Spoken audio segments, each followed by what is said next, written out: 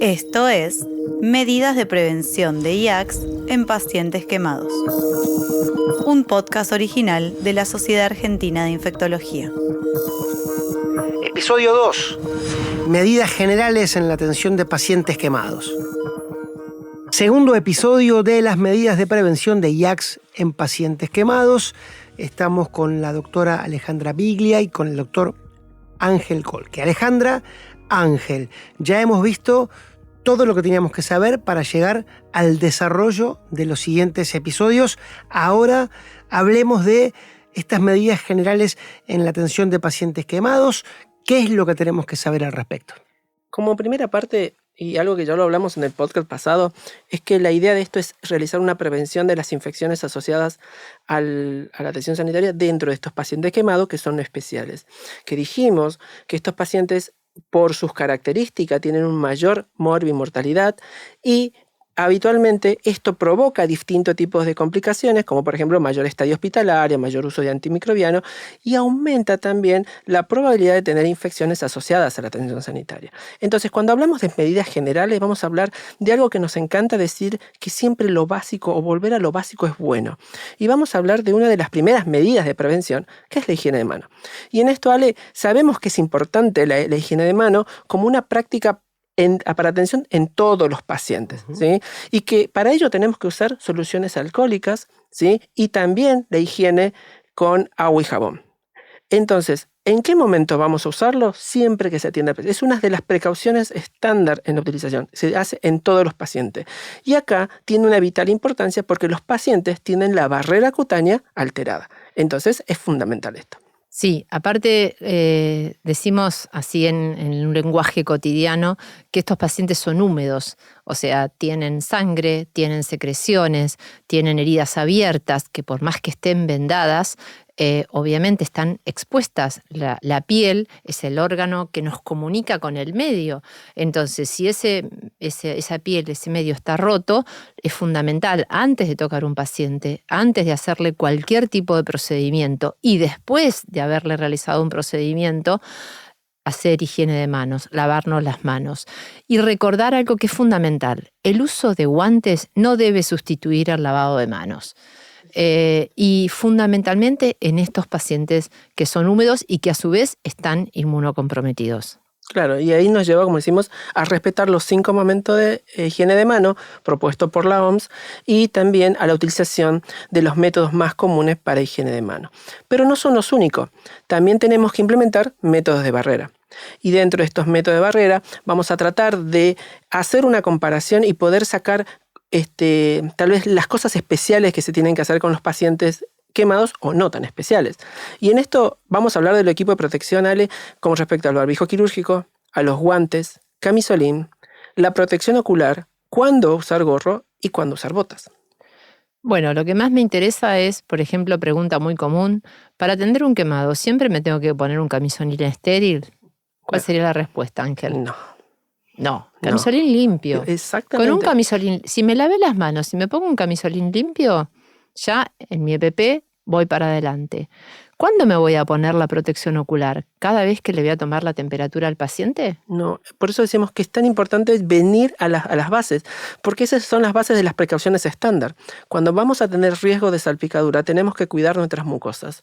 Y ahí es cuando se haga algún procedimiento, como baño del paciente, higiene bucal, aspiración de secreciones, vamos a usar o protección ocular, el barbijo quirúrgico para proteger nuestras mucosas y obviamente camisolín y guantes para protegernos de esto. El gorro se utiliza, lo ideal es tener el pelo corto, el pelo recogido, y si tenés el pelo largo es mejor usar gorro. Y las botas solamente según procedimiento, pero las botas según procedimiento si ese procedimiento va a ser tan húmedo que puede llegar a salpicar mi calzado. Entonces es fundamental en esto. Pero siempre se utiliza el equipo cuando vamos a tener contacto directo. Contacto directo. ¿Por qué? Porque disminuye la diseminación cruzada de los microorganismos. Y aquí es fundamental hacer una diferencia entre los distintos tipos de centros de atención de pacientes. Una cosa es trabajar en un centro especializado de quemados o en una unidad de quemados dentro de un hospital, donde todos los pacientes son quemados, entonces el EPP está instaurado bajo las mismas normas para todos. Pero si de repente estoy en una clínica o en un hospital pequeño donde la guardia o el shock room tiene todos los pacientes en el mismo sector, ya sea un cólico renal, un ACV, un paciente quemado, bueno, hay que entender que el EPP que va a usar el personal para asistir al paciente quemado no puede ser el mismo equipo de protección personal o método de barrera que usó para atender a los otros pacientes. ¿Por qué? Porque nuestro paciente contagia, lleva, transmite gérmenes de un paciente al otro si no nos cambiamos el EPP. Esto no es distinto a cómo uno se protege en otros pacientes, porque eso uno lo que debe hacer entre paciente y paciente, nos tenemos que cambiar el EPP. Pero en estos pacientes sabemos que el riesgo es mucho mayor si nos olvidamos de hacer esto, ¿sí? Y esto está bueno, que también se tiene que asociar a esto, a la intensificación de la higiene de mano. Y también esto que hablabas, Ale, con respecto al lugar donde ¿es necesario siempre que tengan una habitación individual estos pacientes? Es recomendable para un gran quemado. Recordemos que estamos hablando de pacientes que tienen más de un 20 o un 30% de la superficie corporal total quemada. Es recomendable, si va a tener una internación prolongada, que sea una habitación individual. Y si no, que se cohortizan los pacientes y se ponen 2 pacientes similares o 3 pacientes similares, y a cada paciente se le brindan los elementos biomédicos individuales y exclusivos, y la limpieza y desinfección de este instrumental antes y después del uso es fundamental. Exactamente, por eso tenemos que dar pautas claras, no solamente al personal de salud, sino también a la familia, donde tenemos que instruirlos y educarlos con respecto a lo que es la higiene de mano, la utilización de barbijo, la utilización de camisolín y esto que ya habíamos hablado, pero también es importante que el personal de salud y los familiares entiendan que estos pacientes tienen las defensas alteradas por todo lo que ya hablamos en el episodio 1. Entonces es fundamental que no vayan a atender pacientes de esta característica con alguna infección activa. Tal cual, cuando uno recibe las visitas de estos pacientes, la persona que las reciba tiene que hacer un interrogatorio activo para poder diferenciar a aquellos que tuvo algún síntoma o no o nada. Entonces, el que no tiene una infección activa puede pasar. Es un inmunocomprometido grave. El que si hay alguien que puede transmitirle algo, no puede venir a visitar a su familiar. Exactamente. Y ahí ya cuando lo empezamos a meter de a poquito en el episodio organismo multiresistente. ¿Y cómo vigilamos? Entonces, y también qué medidas se van a implementar en este tipo de pacientes. Entonces tenemos que hablar de lo que es la vigilancia activa. Y sabemos que la vigilancia activa es aquella que se produce en las unidades de cuidados intensivos que se realizan tanto al ingreso y semanalmente en los pacientes que no están colonizados, ¿sí? Y tenemos que, ¿a través de qué? Se tiene que pensar primero, ¿a quiénes vamos a hisopar? ¿Sí? ¿Qué gérmenes vamos a buscar? Bien. ¿Y cuáles son los gérmenes de importancia en esto? Y vamos a arrancar con un concepto que no nos podemos olvidar. La vigilancia en pacientes quemados es igual que la de los pacientes de las unidades de cuidados intensivos en la búsqueda de enterobacterias productoras de carbapenemasa. Pero, Ale, hay distintas, por ejemplo, hay otros gérmenes que podrían afectar a un paciente quemado que se tendrían que buscar, como el estrepto beta hemolítico. Bueno, este es un punto interesante, es una pregunta frecuente que puede surgir y más que nada en las unidades polivalentes, pero es controvertida la utilidad de buscar de rutina un estreptococo beta hemolítico, porque ya está documentado que incluso en niños menores de 10 años, la aportación faríngea de este estreptococo no desempeña un papel importante en la predicción de una sepsis posterior. Entonces no tendría mucho sentido hacer una búsqueda activa de estreptococo beta hemolítico en las fauces de nuestros pacientes. Y hay otro punto controvertido que también podemos destacar, y es que la Sociedad Internacional de Quemadura en el año 23 sacó un documento donde nos recordaba que no es necesario realizar una vigilancia activa para SAMR, sino que en realidad está sugerido que se haga esta búsqueda activa en aquellas poblaciones o comunidades donde hay una alta tasa de colonización para este germen o en una institución que tiene muchas infecciones por SAMR. Esto era algo muy común, que antes se pensaba de que el SAMR, que es el Staphylo aureus meticilino resistente, iba a ser o podría ser un germen responsable de las infecciones en estos tipos de pacientes por alteración en la barrera cutánea. Y también esto nos lleva a pensar como en otros gérmenes, por ejemplo el EBR, que como ya sabemos, no es un germen que se busque habitualmente en las unidades de terapia intensiva, tampoco es en quemado, ¿sí? Pero sí se debería hacer tal vez en algunos centros donde, por ejemplo, en alguna neonatología. Tal cual. Y me gustaría destacar algo que lo he aprendido a través de la práctica en el hospital, es que muchas veces los pacientes quemados tienen quemado el periné. Entonces, al tener quemado el periné, es una complicación realizar un hisopado perineal y a veces hay que realizarles hisopados anales. Entonces, tengamos en cuenta esto. La vigilancia tiene que ser activa una vez por semana en aquellos pacientes que son negativos y al ingreso de todo paciente quemado, como dijo Ángel al principio, a una unidad crítica.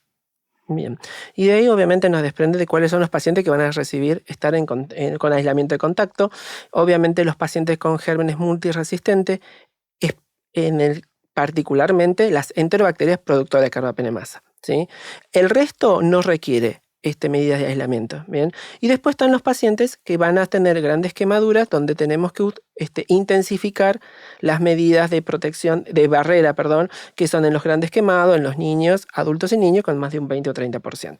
Sí, y por ahí si estamos en una unidad polivalente, donde tenemos, como decíamos al principio, los pacientes todos mezclados y tenemos un gran quemado, quizás lo vigilé, quizás la vigilancia para carbapenemasa me dio negativo, pero pero me cuesta mucho que el personal cumpla las normas entre un quemado y un no quemado, no estaría mal ponerle un cartelito de aislamiento de contacto hasta tanto logro cohortizar ese paciente y ponerlo en una situación de mayor seguridad para él mismo, ¿no? Uh-huh. Exactamente. Y bueno, para ir finalizando, Ale, vamos a hablar de lo que es la profilaxis antitetánica, que sabemos que es para algo que es diferente a la profilaxis quirúrgica, porque acá nos vamos a hablar del manejo de las heridas, ¿sí? Pero es distinta que en los pacientes comunes. ¿Cuál es la diferencia? Bueno, en realidad ya en una MMWR, este artículo que muchos hemos leído, en el año 18 se hizo un apéndice aparte hablando de cuál es la profilaxis antitetánica para el manejo de heridas. En este caso, el quemado tiene heridas. Entonces, la particularidad es que cuando revisamos el antecedente de vacunación antitetánica, tenemos que revisar cuándo fue que recibió las últimas dosis. Y si recibió si la última dosis fue en los últimos menos de 5 años, en ese paciente no le voy a hacer ningún refuerzo. Pero si la última dosis la recibió hace más de 5 años, en ese caso sí le deberé dar un refuerzo de toxoide antitetánico. ¿Sí? Exactamente. Y estos son las grandes diferencias que tenemos con un paciente no quemado, con el quemado, en lo que es la profilaxis antitetánica. Así que creo que con esto estamos hablando de las pautas básicas de cuidado. Episodio 2 de este hermoso podcast de medidas de prevención de IACS en pacientes quemados. Ya comentamos las nociones generales en el episodio 1. En las medidas generales de atención a los pacientes y la vigilancia activa y medidas de aislamiento, más la profilaxis antitetánica. Yo les digo a ustedes que están del otro lado, no se pierdan el episodio 3, el 4 y el 5. El tercero, el que vendrá después, prevención de la infección en los lechos de las quemaduras y profilaxis antibiótica. Medidas de prevención de IACS en pacientes quemados es un podcast original de la Sociedad Argentina de Infectología. Conducción: Diego Pietrafesa. Doctores invitados: Alejandra Biglia y Ángel Colque. Grabación en Estudio Red. Realización: Aluen Producciones.